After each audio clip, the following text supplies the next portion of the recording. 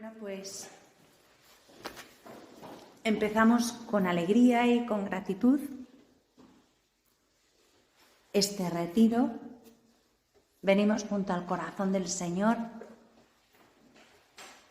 y pretendemos encontrarnos con Él como la mujer en Sicar. Y Él nos está hablando como habló con ella y nos va a seguir hablando. Se sienta cansado en el brocal de nuestro pozo, se hace el encontradizo con cada uno de nosotros, nos busca, nos espera, y si dialogamos con Él y si le escuchamos, pues podemos aprender del corazón de Jesús, pues lo que se aprende en Sicar. Adorar al Padre en espíritu y verdad, y sobre todo poder escuchar a Jesús que se revela. ¿Acaso eres tú el Mesías? Sí, yo soy el que te está hablando, ¿no? Y vamos a escuchar, pues, de qué habla el Mesías en Sicar, con esta mujer samaritana que tiene muchos maridos, que a veces está despistada, que está cansada y que en el fondo de su corazón, aunque le cueste manifestarlo, tiene ansias y sed de un agua que la lleve a la vida eterna, ¿no? Todos tenemos sed de eternidad, todos somos esa mujer, todos tenemos desórdenes, maridos que no deberían de ser en nuestras vidas, y todos vamos buscando a Jesús, aun en medio de la monotonía de nuestra vida, y Él se hace el encontradizo. ¿Y de qué vamos a hablar con Jesús en este primer encuentro en Sicar? ¿De qué nos va a hablar Él? Pues de lo que más llena su corazón, de lo que le tiene totalmente enamorado, de lo que le tiene totalmente transportado de gozo, de lo que da sentido a su vida. ¿Qué tiene Jesús? Lo va a decir al final del diálogo con la mujer en Sicar. ¿Qué es lo que le da vida? ¿Qué es lo que le alimenta? Pues el Padre, la voluntad del Padre. Cuando Jesús, a los 12 años, en aquella primera peregrinación suya a Jerusalén, se queda en el templo, sus padres, si os acordáis, pues lo encuentran allí después de una larga búsqueda, están angustiados, han pasado una noche tremenda sin saber qué ha sido de él, pues la zozobra propia de unos padres que se les extravía un hijo, ¿no? Salen por primera vez de Nazaret, van por primera vez a la ciudad santa en peregrinación y le pierden, ¿no? Perder a un hijo para cualquier padre es tremendo. Para José y María es que no solamente han perdido a su hijo, han perdido al Hijo de Dios, han perdido a Jesús, y la luz se les va de la vida y el aliento del pecho y la sangre se les paraliza, ¿no? El corazón se les paraliza y la sangre se les llena en las venas. Perder a Jesús, tremendo.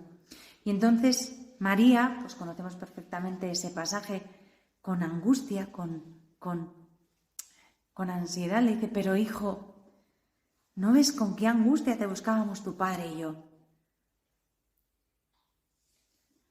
¿Por qué te has portado así con nosotros? ¿Cómo nos has hecho esto? Y Jesús responde tranquilamente con otra pregunta, así como, pues como a la gallega, ¿no? ¿Pero por qué me buscabais? ¿Pero no sabíais que yo tenía que estar en la casa de mi padre? Es una contestación que dices: bueno, Señor, a ver, después de la noche que han pasado estos pobres, no nos contestes así, ¿no? Parece que suena reproche. Y unos años más tarde, si os acordáis, cuando ya ha concluido su actividad pública, después de su resurrección, aquel atardecer del domingo de Pascua, va con unos a Emaús, va caminando con ellos, y estos también pues están tristes, desesperanzados, tirando la toalla, cogiéndolas de día Diego, abandonando al Señor en definitiva, ¿no? Abandonando el Evangelio, lamentándose, hablando cosas terribles de lo que ha pasado en los últimos días. Y a estos Jesús les dice una cosa que en Jesús nos choca, porque de habitual Él no reacciona así. Pero qué torpes sois y qué lentos para creer lo que anunciaron los profetas. Mendrugos, ¿no? A ver, pero ¿no sabíais que tenía que padecer esto el Mesías para que entrara en su gloria? Otra pregunta, ¿no? Es muy parecida a la anterior. ¿No sabíais que yo tenía que estar en las cosas de mi Padre? ¿No sabíais que el Mesías tenía que padecer esto para entrar en su gloria? Son dos preguntas, dos declaraciones que vienen del mismo corazón, ¿no? Y de la misma hondura. Y en las dos se percibe como una naturalidad, como, pero a ver, si es que esto es lo normal, ¿todavía no os habíais enterado de esto? Una naturalidad tan grande, para Jesús esto es tan evidente, tan obvio, que se extraña de que los otros no lo entiendan ni de que todavía les tenga que explicar qué está pasando, ¿no?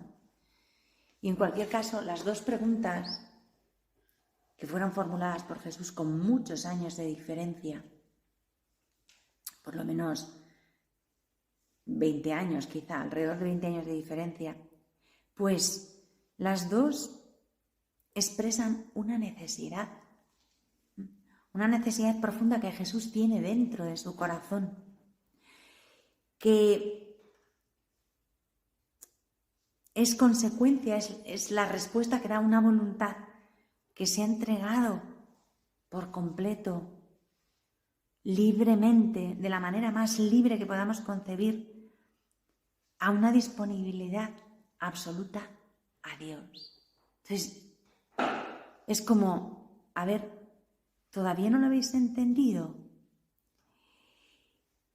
En Jesús, a ver si lo sé explicar bien, la voluntad propia, su deseo y su deber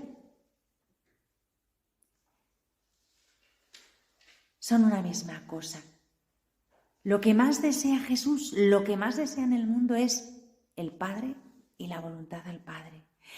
La voluntad del Padre. Y ahí la voluntad de Jesús se ha fusionado. Lo que Él más desea es su deber, es su vocación, es su misión.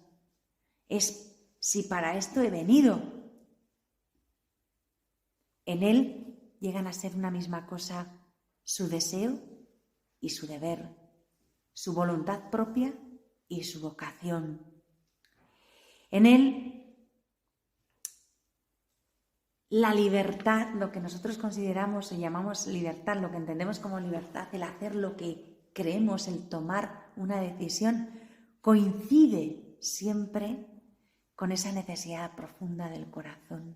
Es absolutamente libre y porque es absolutamente libre no quiere nada más que esa voluntad de Dios que tiene arraigada en lo más profundo del corazón, ¿no? Lo que Él más anhela, su anhelo más íntimo, el anhelo más profundo de su ser es lo que exige el Padre de ese corazón. Coincide todo perfectamente, ¿no? Por eso en Jesús es el cumplimiento perfecto y la santidad perfecta de la ley. Él desea lo que el Padre quiere. Él anhela lo que el Padre desea. Él vive y suspira y lucha por su vocación más profunda, que es la redención y que es lo que el Padre desea, ¿no? Y si recordáis, en los primeros años de Jesús, en sus años al principio de su vida pública, después de sus años jóvenes, Jesús llega al Jordán, donde Juan está bautizando, ¿no? Y Juan está allí, pues, bautizando con un bautismo de penitencia. Y Jesús se pone en la fila, quiere ser bautizado, porque dice que quiere para que se cumpla con toda justicia, ¿no? Pero cuando Él sale del agua, después de haber recibido ese bautismo de penitencia, que como hijo del Padre, como Dios que es, no necesitaba porque en Él no hay pecado, Después de eso, se abren los cielos y resuena la voz del Padre, ¿no? Este es mi Hijo al que yo quiero, mi predilecto. Bien, cuando leemos muchas veces este Evangelio, como tantas veces que leemos el Evangelio ya de corridillo, lo hemos leído todo tantas veces que ya no nos sorprende nada. Y eso es muy tremendo y muy peligroso, hay que tener cuidado, ¿no? Pues no, mirad, cuando se abre el cielo después del bautismo de Jesús, no es simplemente que se oye una voz y ya, no, es una explosión de júbilo, es una alegría en el cielo. Y por eso existe esa manifestación, la complacencia del Padre, la alegría del Padre, la gozada del Padre, la alegría impresionante que el Hijo le está proporcionando al Padre hace que se abran los cielos. Por decir de alguna manera, el Padre estalla de gozo, por eso se abren los cielos, ¿no? Y en medio de ese júbilo manifiesta, pues, su amor por Jesús, su predilección por Jesús, ¿no? Y la alegría que Jesús le proporciona al Padre es escuchar siempre con docilidad y atender con toda su alma al Padre. Y el júbilo infinito de la voluntad de Dios consiste en que se cumple su designio de amor para la humanidad. Y ese júbilo, en ese momento, desciende a raudales sobre Jesús. Jesús participa, el hombre Cristo Jesús en el Jordán participa de la gozada del Padre, del gozo del cielo, ¿no? Y Romano Guardini nos dice que esta irrupción del júbilo de Dios es tan poderoso, es tan fuerte, que a continuación el Espíritu, después de esta consolación grande, porque escuchar esto para Jesús tuvo que ser una consolación inmensa, escuchar eso del Padre, pues después de esta consolación grande, como una preparación, dice el evangelista Marcos, que el Espíritu lo empuja al desierto, ¿no? Arrebatado por la fuerza del Espíritu, Jesús se apresura a retirarse a soledad, un poco como nosotros hoy. Él busca sus tiempos y sus momentos, pues, de retirarse a soledad, ¿no? Y allí, en profundo silencio, en ayuno, en oración, ese impulso, ese subidón, ese momento de emoción grande, de júbilo, se serena. Y cuando ese subidón, ese fervor, esa consolación se calma, se serena, cada vez va perdiendo fuerza y se va apagando, queda la voluntad en desierto, libre y alerta. Pero atención, cuando termina la consolación, cuando termina el subidón, la gozada, y somos conducidos al desierto, no podemos caer en la tentación de pensar que algo está mal, ¿no? Somos conducidos al desierto por el Espíritu. Y el desierto no es malo. Y Jesús quiso dejarse conducir por el Espíritu al desierto. Y quiso ser probado. Porque el amor no se demuestra en el momento del subidón. Eso cualquier tonto lo hace. El amor se demuestra en la oscuridad, en la prueba. Se demuestra y se fortalece y se acrisola en la prueba.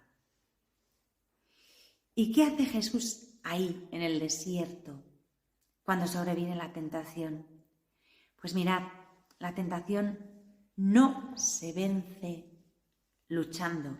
No. Ni se os ocurra, porque luchar contra Satanás es perder siempre, nos va a ganar por goleada. Es más fuerte y mucho más inteligente que nosotros.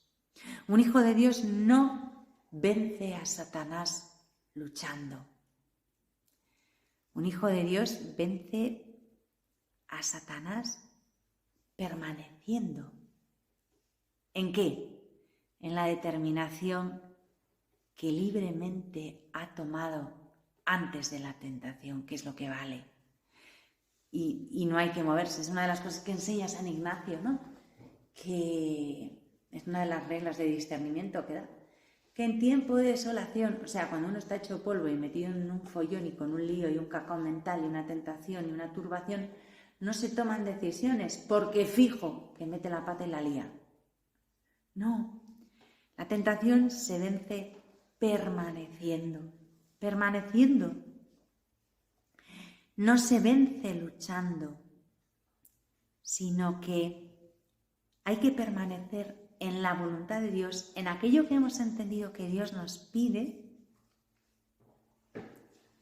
porque nuestra libertad, fijaos lo que os voy a decir, es intocable, es invulnerable, no se la puede vencer ni herir si permanece agarrada a la voluntad de Dios en la prueba.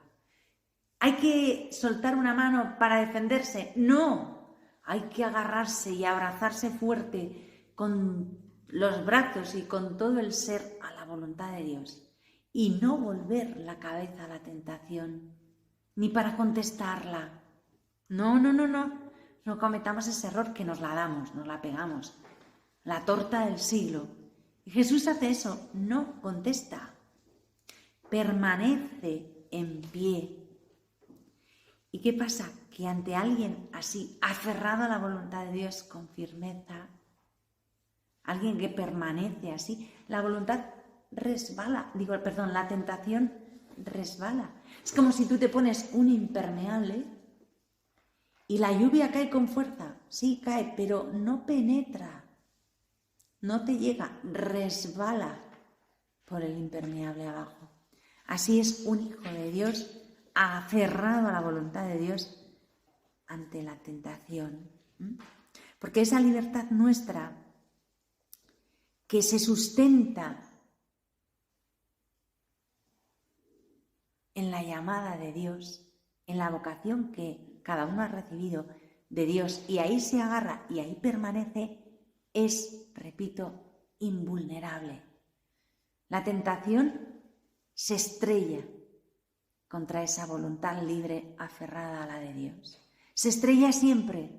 No quiere decir que el demonio no vaya a seguir disparando dardos, uno y otro y otro y otro, y hasta el fin de los tiempos, no seamos ingenuos, porque la lucha de Satanás contra Jesucristo va a durar hasta el fin de los tiempos, y Satanás se va a emplear a fondo por intentar alejarnos de esa voluntad de Dios. Pero si nuestra respuesta es agarrarnos más fuerte a Él, y ni siquiera volver la cabeza, diría San Juan de la Cruz, a la tentación, sino enterrar nuestra cabeza en su pecho, en ese abrazo y decir, es que me trae al pairo todo lo demás, no quiero saber nada, no quiero escuchar nada, solo te quiero a ti, Señor.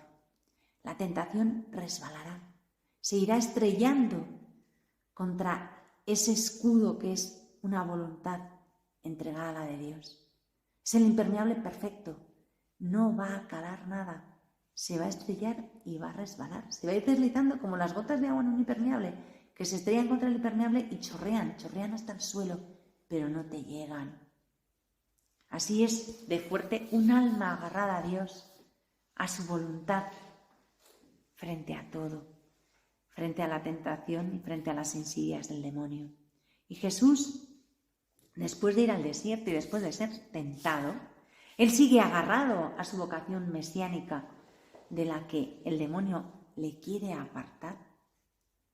Y después de esto, pues, se dirige a Jerusalén. Empieza el trasiego, después de esto empieza para arriba, para abajo, para abajo, para arriba. Yo me siento identificada a veces.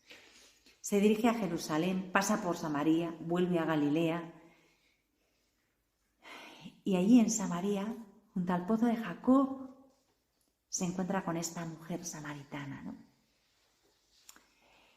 Y cuando ella sale corriendo, porque ha encontrado al Mesías, sale corriendo a llamar a su gente, llegan los otros tontainas que no se enteran de nada, nunca se enteran de nada.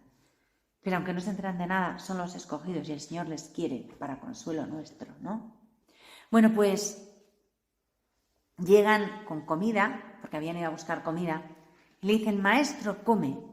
Y él, conmovido, absorto en su interior, por ese diálogo que ha tenido con esa mujer a la que se ha revelado, pues les contesta: yo tengo un alimento que vosotros no conocéis.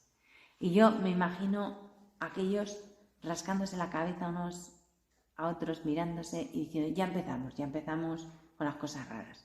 Yo tengo un alimento que vosotros no conocéis. Y se mirarían unos a otros con cara de póker, diciendo: a ver qué quiere comer ahora, a ver si no le gusta lo que le hemos traído, porque no trascendían los pobres, no iban más allá, ¿no?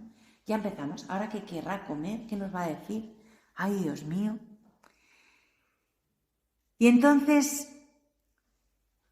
dice el Evangelio que los discípulos se preguntaban unos a otros: pues le habrá traído alguien que comer otra cosa, se habrá adelantado alguien, se nos ha colado alguien. Y Jesús responde que no. Mi alimento es hacer la voluntad del que me ha enviado y llevar a cabo su obra. Y entonces ya la cara de esto sería total. ¿Cómo? Que nos vamos a quedar silbando, porque la voluntad del que le ha enviado, a ver tú esto cómo se guisa y cómo se come, ¿no? ¿Cómo es esto? Pues en eso estamos, intentando aprender cómo se come y cómo se guisa la voluntad del Padre, ¿no? Dice: mi alimento, son las palabras exactas que dice el Evangelio, es hacer la voluntad del que me ha enviado y llevar a cabo su obra. La voluntad del Padre es lo que le sirve a Jesús de alimento. Y más tarde, si os acordáis, en el Sermón de la Montaña, va a decir también: dichosos los que tienen hambre y sed de la justicia. Cuando el hambre y la sed siempre han sido considerados una lacra, ¿no? Y una maldición, pues va Jesús y dice: pues no, bienaventurados, dichosos los que tienen hambre y sed de la justicia. Y esto lo dice porque Él mismo tiene hambre y sed de que se cumpla la voluntad del Padre, que esa es la justicia de Dios, la voluntad de Dios, el amor de Dios llevado a plenitud. Porque Él sabe que la voluntad del Padre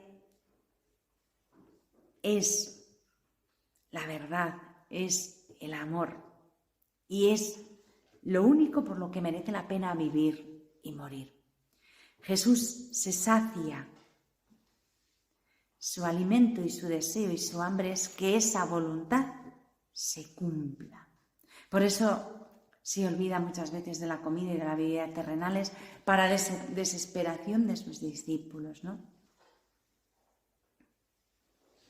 Y también nosotros estamos llamados a eso, ¿eh? Estamos llamados a saciar esa hambre de Jesús. Tiene sed de las almas, pero también tiene hambre, ¿no? Hambre de que cumplamos la voluntad del Padre. Y otro episodio más, que este es el más, por lo menos a mí, el que más me conmueve y me impresiona, ¿no? Cuando está en Cafarnaúm, en una casa, y los que le escuchan son pues tal multitud, debían ser un batallón, que ni siquiera había sitio para poder entrar por la puerta, ¿no? Y entonces llegan unos parientes de Jesús con intención de hablar con él, y alguien le dice: oye, mira que están ahí tu madre y tus hermanos y te están buscando.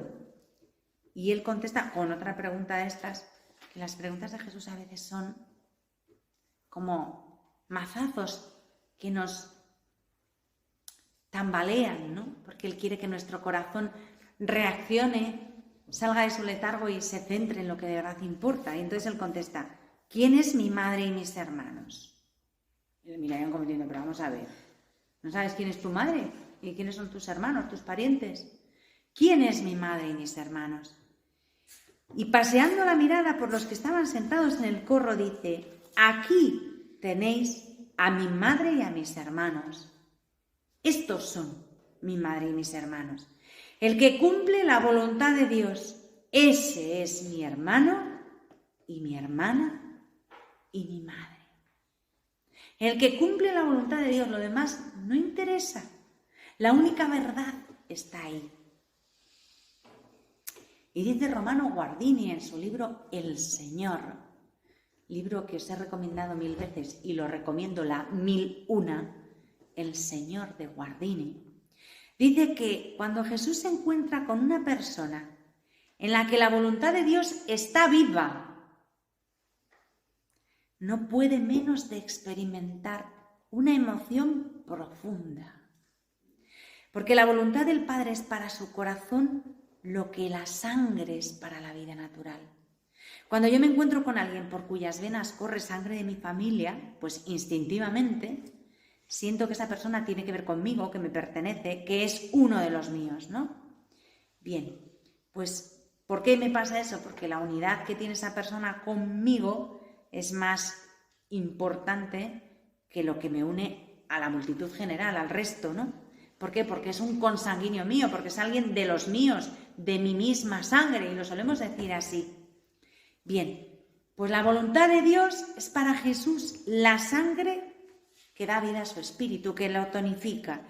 Y cuando se encuentra con alguien en quien la voluntad de Dios está activa, es real, está viva, Jesús se siente más emparentado con él, es de los de su sangre, es de los suyos, que con todos sus parientes naturales por vínculos de sangre. Incluso más, si pudiera ser, que no puede ser, que con su propia madre. ¿Qué es lo que le vincula a su madre? Su sangre, su relación física. Su madre es su madre. Le ha engendrado, le ha gestado y le ha dado a luz. Es su madre, tiene su carne y su sangre. Sí, eso es importante, pero lo más importante que le vincula con su madre no es eso, sino que ella es la perfecta esclava del Señor, la que más unida está a la voluntad de Dios. Por eso es su consanguínea, no por el hecho físico de haberle dado a la vida natural, que también es, no lo estamos negando, pero por encima de eso, él valora eso, él experimenta esa emoción profunda cuando encuentra a alguien que vive de la voluntad del Padre. Ese es mi hermano, ese es de los míos. Esos son los santos, los que están más cerca, más vinculados a Jesús. ¿Por qué? Porque el santo es el que ha vivido y vive de la voluntad del Padre. Y eso es lo que a Jesús hace que el corazón le dé saltitos cuando se encuentra alguien apasionado por la voluntad del Padre, porque comparte con él esa misma pasión, eso que a él le alimenta y le hace vivir, ¿no? En el Evangelio encontramos otros pasajes en los que queda muy claro cómo Jesús está lleno de la voluntad de Dios.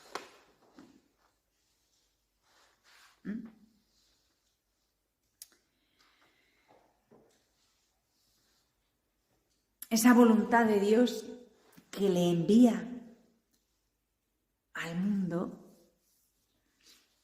es lo que da sentido a toda su existencia. Es su alimento, comunión, obra, lucha, alegría, todo para él.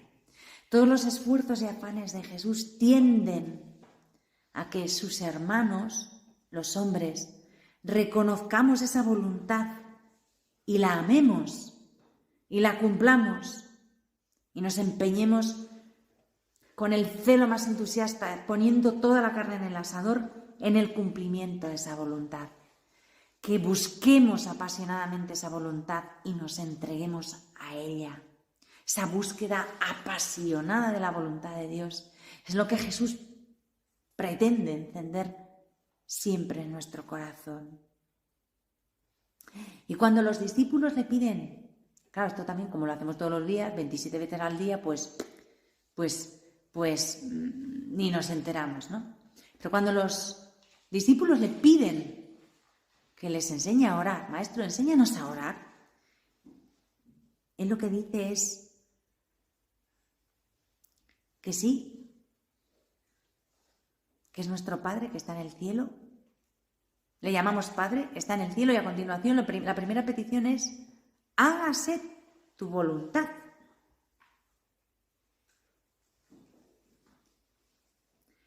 hágase tu voluntad. Y en torno a esta voluntad tiene que palpitar esa alegría que hace que el corazón se desborde, que el corazón viva, que el corazón descanse. Porque muchas veces decimos, hágase tu voluntad con una cara, con un tono. Es como cuando decimos, bueno, pues que sea la voluntad de Dios. En plan, bueno, pues ¿qué le vamos a hacer? No, hombre.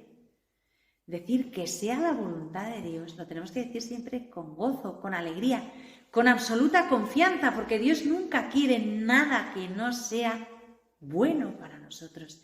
Decir, hágase tu voluntad, es lo mismo que decir, hágase tu plan de felicidad y de amor para mí. Dios no quiere otra cosa más que nuestra felicidad y para conseguirla nos ha dado a Jesús. Ha entregado lo más valioso que tenía y lo ha entregado con todas las consecuencias hasta el final. ¿Por qué? ¿Porque disfrutaba viendo sufrir a su hijo amado? Para nada, Dios no es ningún sádico. Dios es el Padre más amoroso. Pero Él desea profundamente nuestra felicidad plena. Y Él ha contagiado, ha llenado el corazón de Jesús de ese deseo de nuestra felicidad plena. Y Jesús, para conseguir esa felicidad, sabe que es precisa la redención, que no hay otro camino. Y se lanza de cabeza a darlo todo y al sacrificio más profundo y más cruento de todo su ser, con tal de que nosotros seamos felices y el Padre goce viéndonos felices.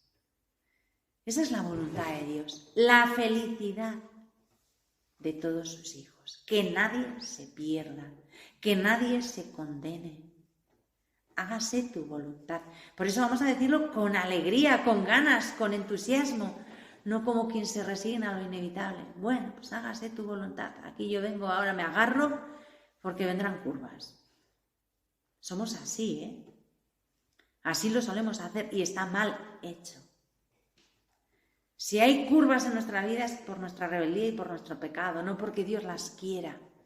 Y lo que suele hacer Él es agarrarnos para que no nos estrompemos del todo en las curvas. Y a veces nos tiene que agarrar con cintas, con cinturones que nos incomodan, nos molestan. Pero Él no quiere incomodarnos y molestarnos, sino protegernos y ayudarnos en esas curvas. Podía dejarnos sin cinturón y que salgamos por la ventanilla del coche, estrompaos. Dice, no, les voy a atar, aunque no entienden, aunque no les guste, porque quiero protegerles de estas curvas. Por eso no podemos lanzarnos a hágase tu voluntad, como bueno, venga, a ver. Sí, yo quiero la voluntad de Dios, pero que sea lo que Dios quiera, pero ay madre, ¿qué va a pasar ahora? No sé lo que va a pasar, pero Dios solo busca tu felicidad y no tenemos derecho a dudar de ello.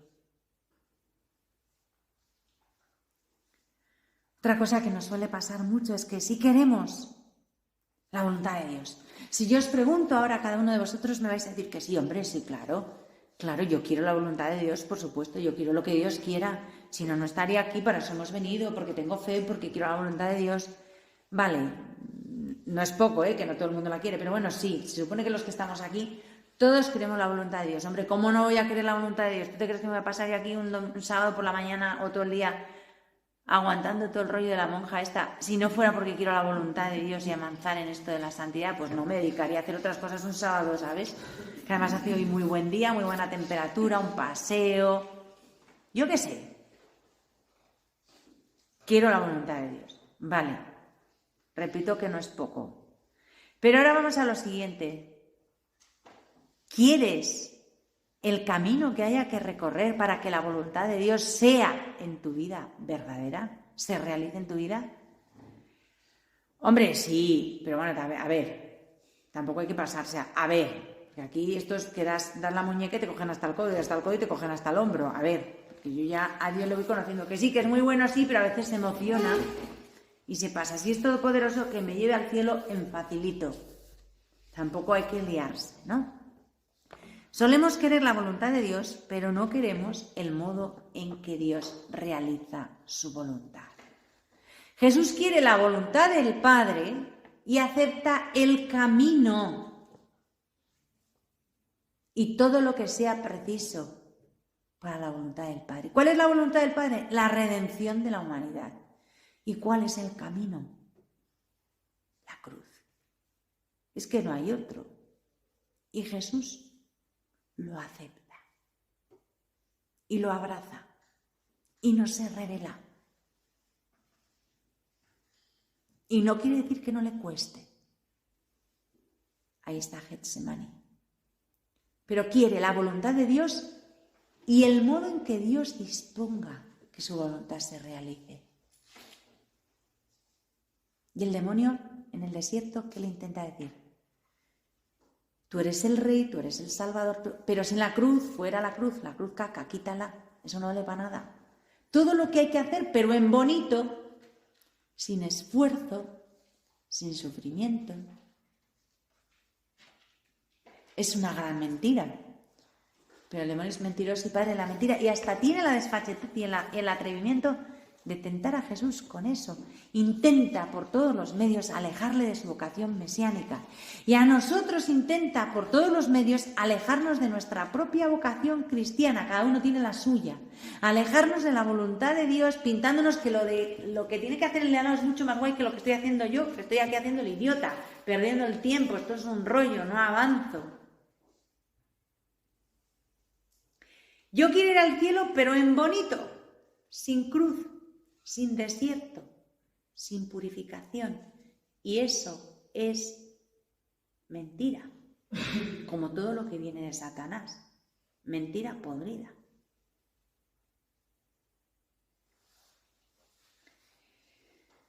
La voluntad del Padre, hágase tu voluntad.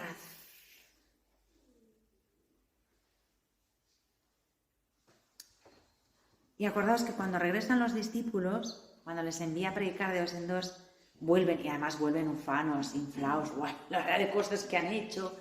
Hemos expulsado demonios en tu nombre, hemos predicado el Evangelio, hemos curado enfermos, hemos hecho la pera de Murcia, Señor. Lo que hemos hecho, oye, entonces venían pues con el ego subidito, bien, ¿no? Y contentísimos. Y Jesús en ese momento, el gozo del Espíritu le invade, ¿no? Viendo lo que el Padre ha hecho con aquellos mendrugos, porque es evidente que lo ha hecho el Padre por el Espíritu Santo, porque aquellos pobres. Y entonces dice el Evangelio que en aquel momento, con la alegría del Espíritu Santo, Jesús exclama en un transporte de gozo: bendito seas, Padre, Señor del cielo y de la tierra, porque si has ocultado estas cosas a los sabios y entendidos, se las has revelado a la gente sencilla. Sí, Padre, bendito seas, porque así te ha parecido bien. Jesús goza, se llena de alegría viendo la bondad y la condescendencia del Padre. Esa voluntad del Padre que enseña las cosas a los pobres, que capacita a los incapaces. Esa es la verdad. Y no puede ser de otro modo.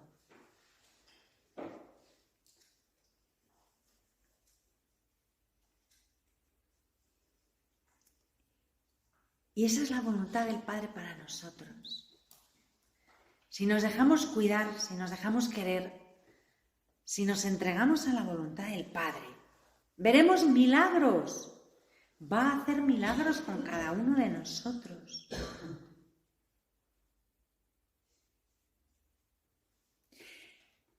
Cumplir la voluntad de Dios, cumplir los mandatos de Dios, porque el que guarda los mandamientos permanece y vive y existe en el amor de Cristo, como Cristo vive en el amor del Padre, porque guarda sus mandamientos. Recordarlo que lo dice en el Evangelio de Juan y en la epístola de Juan. Jesús es el que guarda los mandamientos del Padre. y por eso permanece en el Padre y vive siempre indisolublemente unido al Padre.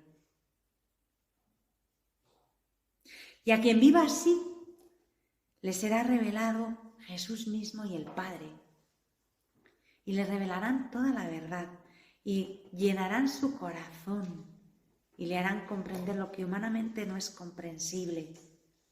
Porque el conocimiento de Cristo no procede de entendimientos y de ideas y de nuestra cabecita, por lúcida y privilegiada que sea. No, el conocimiento de Cristo Jesús viene de la acción del Espíritu que va renovándonos por dentro. El misterio de la voluntad de Dios que transforma, que ilumina, que cambia.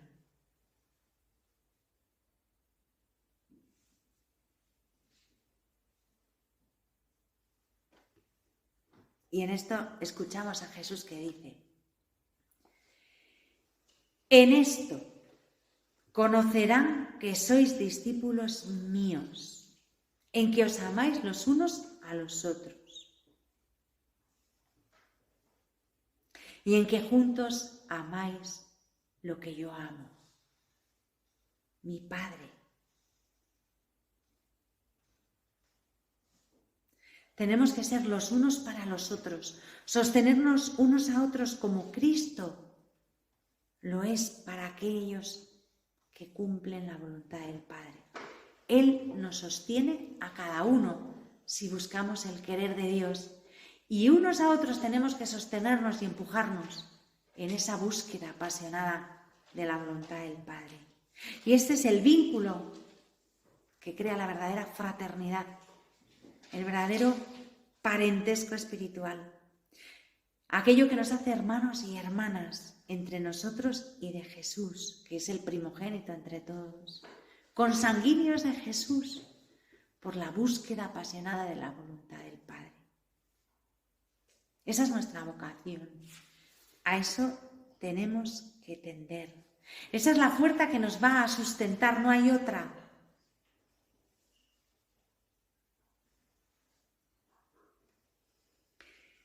Solamente así seremos felices, solamente así sentiremos plenitud de corazón, seremos saciados, empezaremos a saborear ya la eternidad aquí, el cielo en la tierra. Porque el cielo es Dios, el cielo es su voluntad, el cielo es el amor de Dios, la voluntad de Dios. Y dice Santa Isabel de la Trinidad, el cielo es Dios, es su voluntad. Y esta está en mi alma si yo la abrazo y la acojo. Si podemos vivir en el cielo, ¿vamos a ser tan tontos que nos quedemos sin ese cielo? No podemos alimentarnos de cualquier cosa. A ver, para que me entendáis. Bueno, voy a decir es un poco prosaico. Desciendo de lo etéreo a lo mundanillo. No vamos a comer mortadela si podemos comer jamón ibérico. No nos vamos a alimentar de cualquier bobada, de cualquier capricho, cuando podemos alimentarnos de la voluntad de Dios. No os conforméis con ningún otro alimento, si no es la voluntad de Dios, si no es esa voluntad que es amor puro. Fiarnos de esa voluntad, apasionarnos por esa voluntad, lanzarnos de cabeza a esa voluntad, matarnos por esa voluntad, dejarnos el pellejo y la vida por esta voluntad de Dios. Esa voluntad de Dios que está llenando, que llena el corazón de Cristo. Esa voluntad de Dios que se define en una palabra: amor entregándose. Amor en acto puro, amor en un acto de entrega continuo, amor en donación. Esa es la voluntad de Dios. Por eso la voluntad de Dios es corazón, por eso la voluntad de Dios es Eucaristía, por eso la voluntad de Dios es paz, por eso la voluntad de Dios es alegría. hágase tu voluntad en la tierra igual que en el cielo. Y ella, la Virgen, es la que nos enseña.